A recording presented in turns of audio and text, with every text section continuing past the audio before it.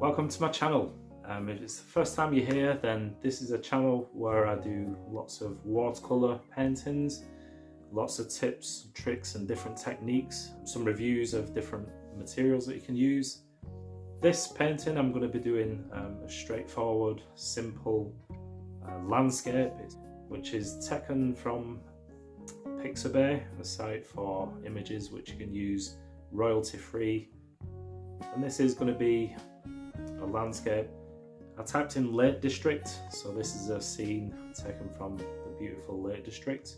So all I ask is if you watch all the way to the end, if you do like what you see, please give us a thumbs up and enjoy the video. Now I must admit, bit of a confession. I know a couple of weeks ago I did said that I'm going to be making 2 videos a week, Monday and Thursday. It's just going to be difficult to do that because I've just started a full-time job and I'm working nights. So rather than compromise the quality of the videos, I'd rather put out 1 video.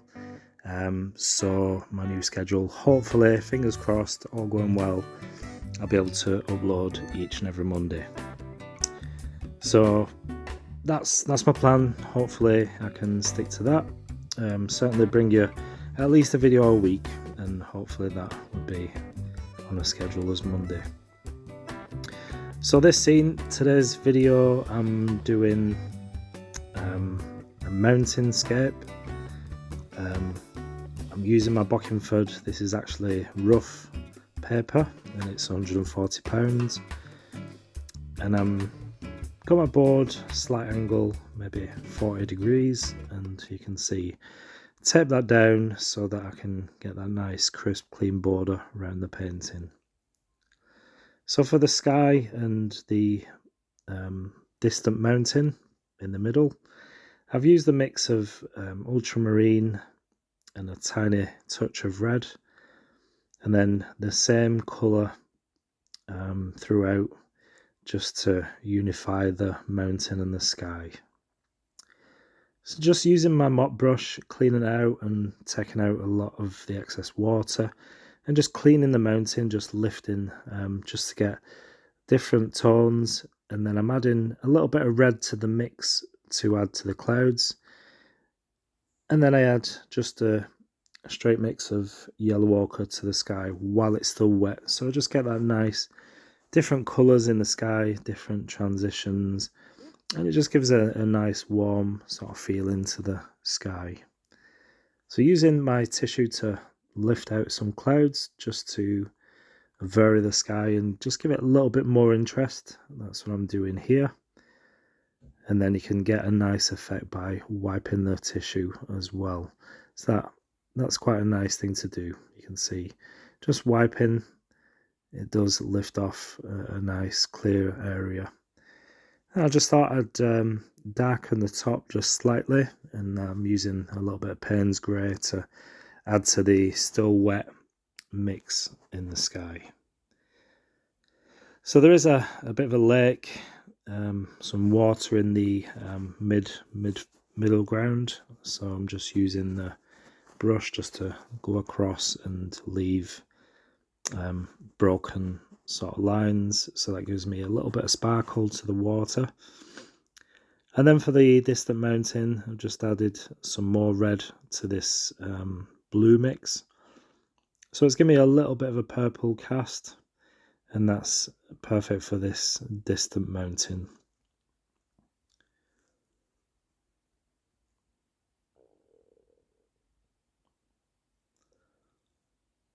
And I'll be using the same technique that I did in the sky, just using, cleaning my brush, taking out the excess water and then just mopping up a little bit here and there, just to add variety. I don't want the mountain to look flat. I want a little bit of lighter areas, so it just gives that a little bit of, I guess, contour, a bit of shape to it, and that's what I'm doing here. And then I'll be adding some darker tones as well. So this just helps, you're almost moulding the mountains. So it's quite a nice thing to do. So I do this in the clouds. I do this on various different things that I paint, and it just gives a nice shape, it gives it a nice feel to it, and you can see the effect that that's given. So just rinsing out your brush, cleaning what paint's in your brush, and then just taking out most of the excess water, and then just rubbing it along, and it'll just lift up some of that pigment. So just using the same mix for the foreground mountains. These are a lot closer, so I want these to be a bit darker in contrast, and I want to push that middle mountain to the background. It's quite distant. I'm just adding a touch of colour here and there. You can see a bit of sap green, a bit of French ultramarine, and then I'll be adding some yellow ochre and red to those as well, just to give some nice interest. There is some green on these mountains, so that's what I'm doing here. And again, this is still wet in wet, so I'm getting that nice, soft, diffuse, sort of fuzzy sort of look to it. And you can see just touching in some yellow ochre and just allowing that to mix. I'm not really concerned about getting things perfect in any way, shape or form. Just wanted to get those down and let them mix themselves.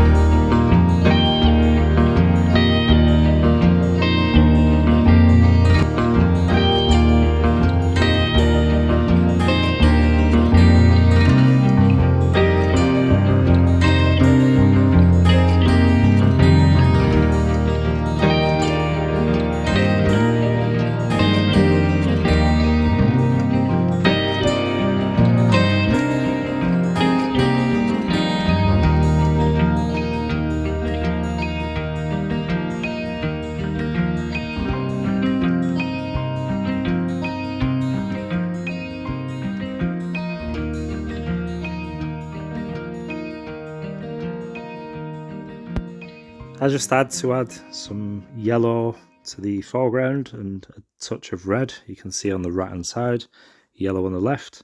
Just think it makes that nice interesting feel to the scene.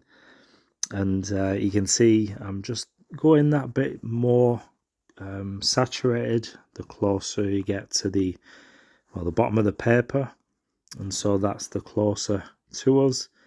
I wanted more interest, more colour, more darks, so that's throwing things to the back of the scene. So the mountain in the distance, that's pushing that back, and you can see I'm just adding more darks to the mountain, just giving it definition, just giving that dark colour. So those colours that I laid down in the first wash, those are my lights on this mountain. And so I'm letting some of those colours, some really nice colours, come through and show through as I'm adding these darks. So I'm not covering it completely. I just want some nice dark tones and some of those lights just there and add interest to the mountain itself.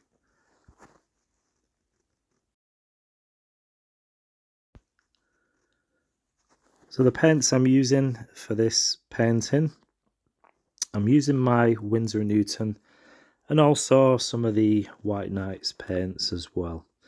I'm getting into a bit of a habit of just having both palettes open just for easy access and more mixing wells, more mixing space. And I find that that kind of works, and I'm happy to go along with that. I wanted to order some Schmincke Horadam paints while they were on sale in Jackson's. I think that sale's ended now, so I've kind of missed out by a couple of days.